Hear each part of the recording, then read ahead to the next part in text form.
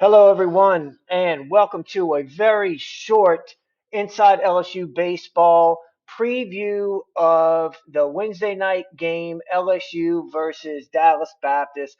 I wanted to do this one because this is really the biggest game of the year so far.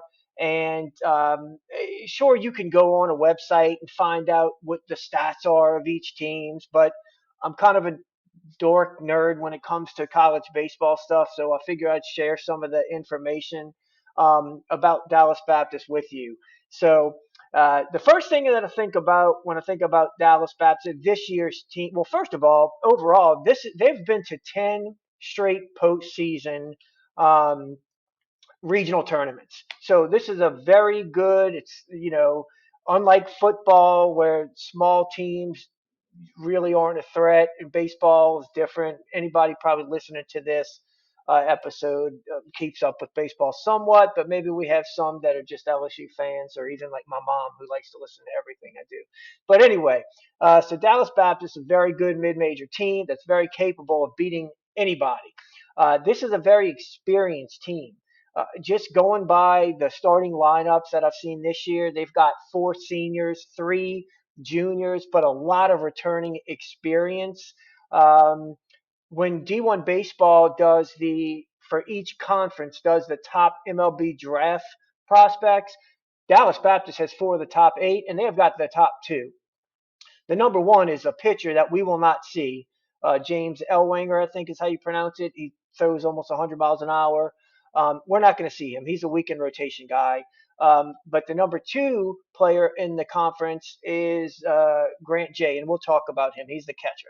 But Micah Bucknam's in that, who's now the Friday night guy, former LSU Tiger from Canada, who was a freshman in 2023. And they've just got a lot of talent. And again, it's a lot of experience that they're bringing back from some really good teams over the last few years. So LSU, we already know Connor Ware is going to get the ball tonight. He's going to pitch for LSU. So excited to see him taking on a very good lineup that's going to have at least three lefties in the lineup for Dallas Baptist. So, and we've already seen that Dallas Baptist is going to counter with Ryan. I think it's Bornberg. I'll tell you a little bit about him. But let's talk about the lineup. And again, anybody can go and tell you what the stats are for this year. I'm going to go a little bit more in depth and tell you about the team we're going to be playing uh, based on just a lineup of some of the games they've played so far, looking at positionally what they're doing with guys. And so we'll start there. Nathan Humphrey is pretty much their leadoff guy. He's their center fielder. This is a guy that last year was hurt, didn't have a great year, but and he's a senior, and you'll hear me say that a few times. But in 2023, he hit 350 with 14 home runs. He had a great year in 2023. Last year was a little bit banged up, but he's very talented. Uh, going to be somebody that's going to be a good leadoff hitter, going to play solid center field. Then you've got Michael Detallo, one of the better players on this team. He's the third baseman. He's that somebody that when D1 does their top, position rankings, he was the number 23rd baseman in all of college baseball. He was a 2023 freshman All-American that last year hit 345 with, I can't remember exactly, but it was close to 10 home runs.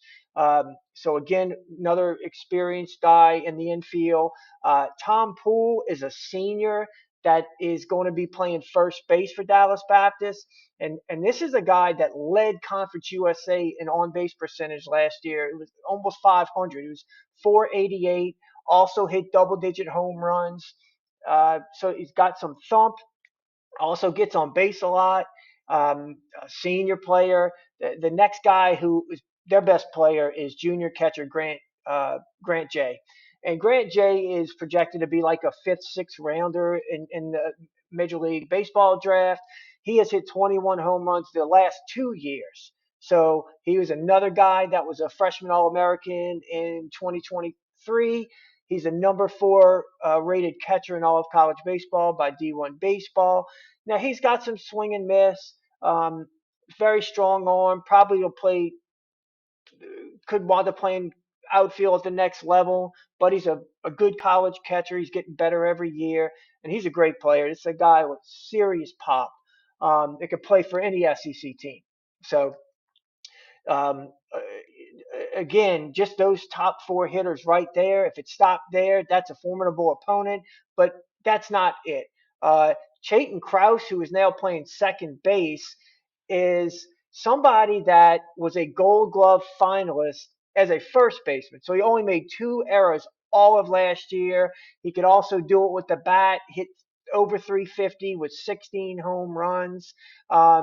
This is a senior, so again, it keeps coming up, junior, senior, just so somebody that was a Gold Glove finalist as a first baseman, now he's playing second base. So very solid infield.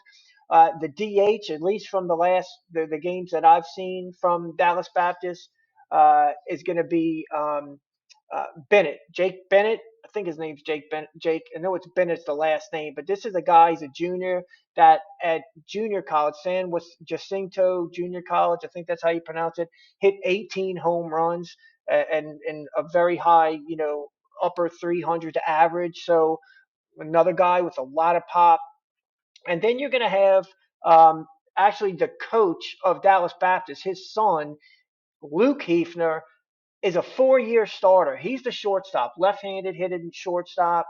Not off to the greatest year so far, but this is another guy who was a freshman All-American back in 2022. Lots of experience. So when I just look at not only the lineup, I mean, so a very capable offensive lineup that's got a lot of power, a lot of talent, but just the way that they line up the infield. You got the Talo at third base. You've got Hefner at shortstop. You've got Chayton Krause at second base. So these are all either All Americans, at freshman All Americans at some point, Gold Glove finalists, Poole at first base, who's very very capable, and then Grant J, another freshman All American in the past at catcher. Very very solid infield. They're good up the middle with Humphreys in center field.